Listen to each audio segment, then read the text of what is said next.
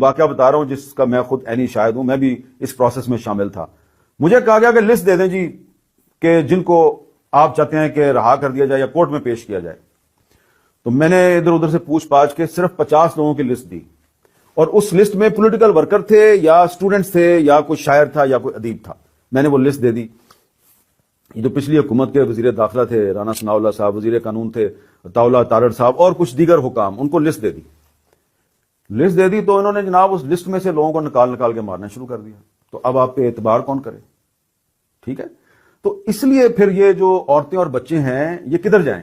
یا تو یہ جو علیحدگی پسند ہے ان کے ساتھ شامل ہو جائیں، لیکن یہ آتے ہیں اسلام آباد کی طرف، ادھر آ کے یہ آپ سے بات کرنے کی کوشش کرتے ہیں، آپ ان کو دھتکار دیتے ہیں. تو بات صرف اتنی ہے کہ بلوچستان کا جو مسئلہ ہے نا وہ جنرل ڈائر ہے.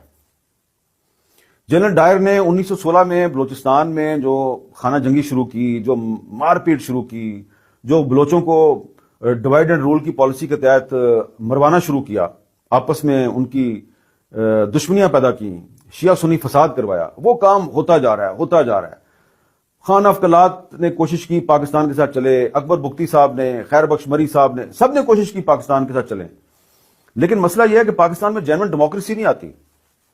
کبھی ایوب خان آ جاتا ہے، کبھی یحییٰ خان آ جاتا ہے، کبھی جنرل ضیاء الحق آ جاتا ہے، کبھی جنرل پرویز مشرف آ جاتا ہے، اور پھر یہ آ کے بلوچستان میں اپنے فیورٹس جو ہیں وہ تلاش کر لیتے ہیں اور ان کے ذریعے بلوچستان کو چلانے کی کوشش کرتے ہیں. تو اگر اس طرح سے اگر آپ اپنے ہینڈ پکڈ لوگ جو ہیں ان کے ذریعے بلوچستان کو چلانے کی کوشش کریں گے تو بلوچستان تو نہیں چلے گا.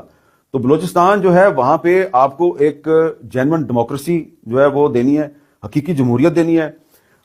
انفارچونیٹلی بدقسمتی سے بلوچستان میں الیکشن نہیں ہوتا، فراڈ ہوتا ہے. ابھی بھی الیکشن نہیں ہوگا، ایک فراڈ ہوگا، اور اس میں کوشش کی جائے گی کہ اس فراڈ میں بھی جو لوگ کہتے ہیں کہ بلوچستان میں لاپتہ افراد کا مسئلہ حل کرو اور ایکسٹرا جوڈیشل کلنگز بند کرو، کوشش کی جائے گی وہ لوگ جو ہیں وہ اسمبلیوں میں